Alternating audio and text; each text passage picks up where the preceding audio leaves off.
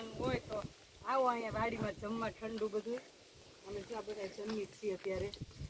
વસ્તુ બધી બહુ લાવ્યા છે, બધું ઠંડુ શાક ને થેપલા, કેટલા 5-6 જાતના શાક છે, થેપલા છે, અથાણા છે, રાયતા છે અને કુબલા છે. કુબલા હારવાર લાવ્યા છે. બહુ મજા આવે જમવાની. હા, જમવાની તો બહુ મજા આવે. જમવાની તો બહુ મજા આવે. હાલો મેં છે ને જો જમી લીધું છે અને આ લોકો બધા અહીંયા હજી જમે છે અને હું તમને વાડી બતાવું. જો અમે અત્યારે અહીં જે વાડી જમવા આવ્યા છે ને એ હું તમને છેક વાડી બતાવું. આગી આ જો કપાસ વાવેલો છે અને અહીંયા જો તુરિયાનો વેલો છે. આ તુરિયાનો વેલો છે, આ લીંબુડી છે, આ તુરિયાનો વેલો છે. ત્યાં તુરિયા આવે અને આ બધે કપાસ વાવ્યો છે.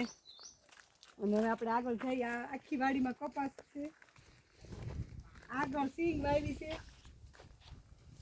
આ કપાસની આગળ બહુ આગળ જો આમ આ ખેર સિંગ વાવેલી છે.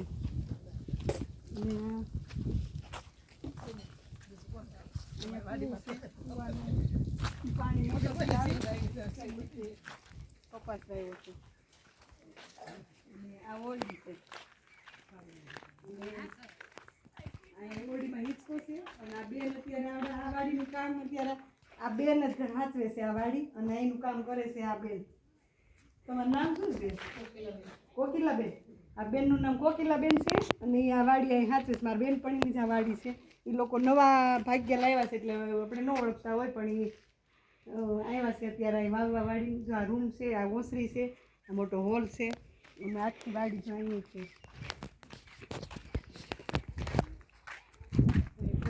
વાડી છે. અમે લોકો અહીંયા જ અત્યારે જમવા આવ્યા છીએ, ઠંડુ ખાવા સાયતમનું. આ લોકો તો હજી જમે જ છે અને અમે જમી લીધું છે.